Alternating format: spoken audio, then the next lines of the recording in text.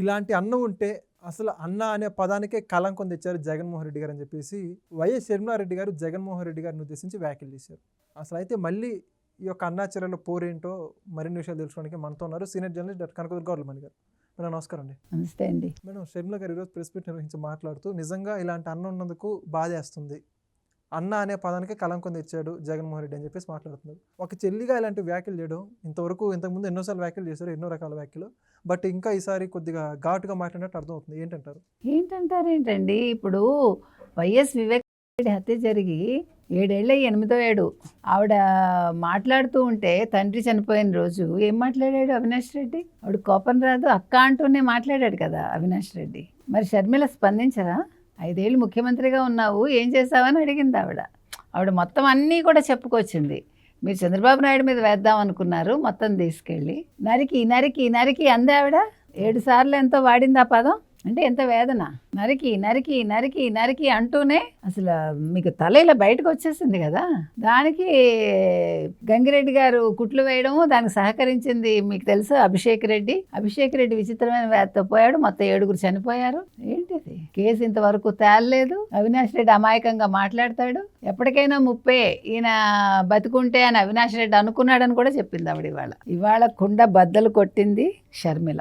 అందరూ అనుకున్నారు షర్మిల ఇంకా ఏదో అన్నగారి వైపు వెళ్తుంది, ఇంకా ఎక్కడో పాసం ఉంది అని. కానీ ఆవిడ న్యాయం వైపే ఉంది. ఏమన్నాడండి, ఇంకా తెలుగుదేశానికి ఫేవర్ చేయడానికి ఉన్నారా అని అడిగాడు అవినాష్ రెడ్డి. బుద్ధి ఉందా అసలు?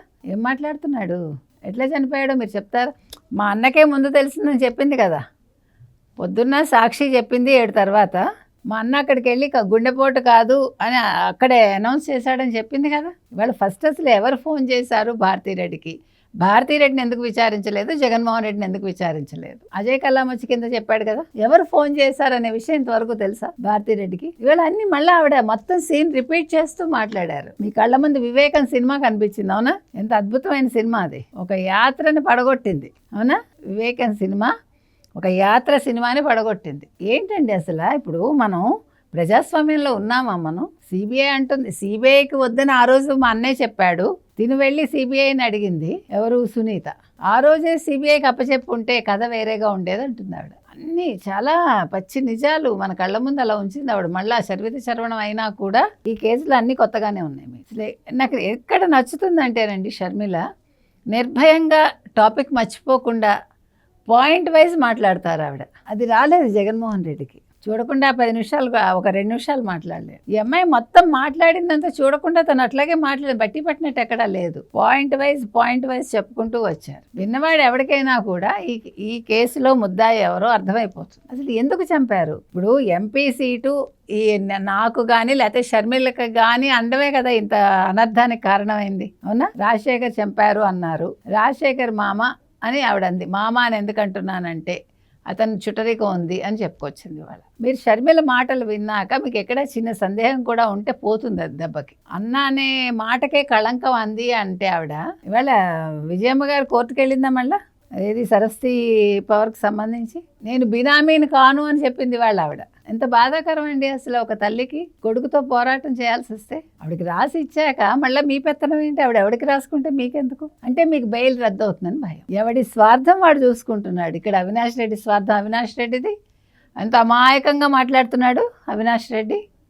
ఏమీ జరగనట్టు సిబిఐని ఆ రోజు అరెస్ట్ చేయకుండా చేసుకుని నాటకాలు ఆడి తల్లిని అడ్డు పెట్టుకుని సిగ్గులేదా బతుక్కి? ఇలాంటి వాళ్ళని అడగాలి, నువ్వు మగాడివేనా అని. మామూలుగా పదం వాడతారు కదా, ఇక్కడ అడగాలి. అవినాష్ రెడ్డి లాంటి వాళ్ళని అడగాలి. నీ అన్నగారేమో ఆ రోజు తల్లిని చెల్లిని బయటికి పంపించాడా? అంతకుముందు తల్లిని చెల్లిని వాడుకున్నాడా? వాళ్ళని పాదయాత్రలు చేయించి తల్లి చేత రాజన్న బిడ్డ ఒక్క ఛాన్స్ అని అడిగించి, మీకు ఆడవాళ్ళు తప్ప దిక్కులేరు, అది గుర్తుపెట్టుకోండి. ఆడవాళ్ళ మాటల మీద, ఆడవాళ్ళ పాదయాత్రల మీద మీరు బతికి మీరేమో ముఖ్యమంత్రులు అయ్యి లేదంటే ఒక ఎంపీ అయ్యి ఈరోజు వచ్చి మాట్లాడుతున్నారు. అందుకే ఆవిడ ఆ మాట అంది. ఇవాళ జగన్మోహన్ రెడ్డి సిగ్గుతో తలదించుకోవాల్సిన రోజు. సొంత చెల్లెల మాట అన్నాక ఇంకా ప్రెస్ మీట్లు పెడతాడు, ఏం మాట్లాడతాడో అర్థం కాదు. చంద్రబాబు నాయుడిని తిడతాడు, లోకేష్ని తిడతాడు. ఇవి కాదయ్యా బాబు, నువ్వు చేయాల్సిన ప్రజల్లోకి వెళ్ళు, నీ తప్పిదాలు ఏంటో తెలుసుకో. నువ్వెందుకు 11 సీట్లకు పరిమితం అయ్యావో నీ చెల్లెల్ని అడుగు చెప్తుంది. నిన్నెందుకు ప్రజలు వద్దన్నారని అడిగింది ఆవిడ. నువ్వు ఇన్ని చేశానంటున్నావు కదా, నువ్వేమో ఏమన్నాడు, ఈవీఎంలదే తప్పన్నాడు కదా. మరి ఇవాళ ఈవీఎంలు తప్పంటే అతను ఎవరు ఎన్నికల కమిషనర్ మీద వీళ్ళు అభిశంసన తీర్మానం పెట్టారు కదా, పెట్టినప్పుడు నువ్వు ఎందుకు సమర్థించలేదని అడిగింది చెల్లెలు. నీకు భయం, నువ్వు బీజేపీకి ఎదురు వెళ్ళలేవని. ఆవిడ మాట్లాడే ప్రతి మాటకి మీరు కౌంటర్ ఇవ్వండి దమ్ముంటే ఒక్కొక్కడు. మొత్తానికి ఏదైనా కూడా షర్మిల రాజశేఖర్ రెడ్డికి అసలైన కూతురు అనేది మరోసారి నిరూపించుకున్నారు ఆవిడ. ఇవాళ మరి జగన్మోహన్ రెడ్డి ప్రెస్ మీట్ పెడతాడా రేపు, లేదు మళ్ళీ మంగళవారం కోసం మనం వెయిట్ చేయాలా? అసలు స్పందిస్తారంటారా? స్పందించాడు బై ఛాన్స్, అంటే కొంచెం సిగ్గు అలాంటి పదాలు ఏమైనా ఉంటే డిక్షనరీలో ఏమైనా మాట్లాడతాడా, లేదు యథావిధిగా మంగళవారం వచ్చి ప్రెస్ మీట్ పెట్టి అర్థం పర్థం లేకుండా మాట్లాడిపోతాడా చూడాలి. Thank you. Thank you. Please subscribe to Leo News for more videos.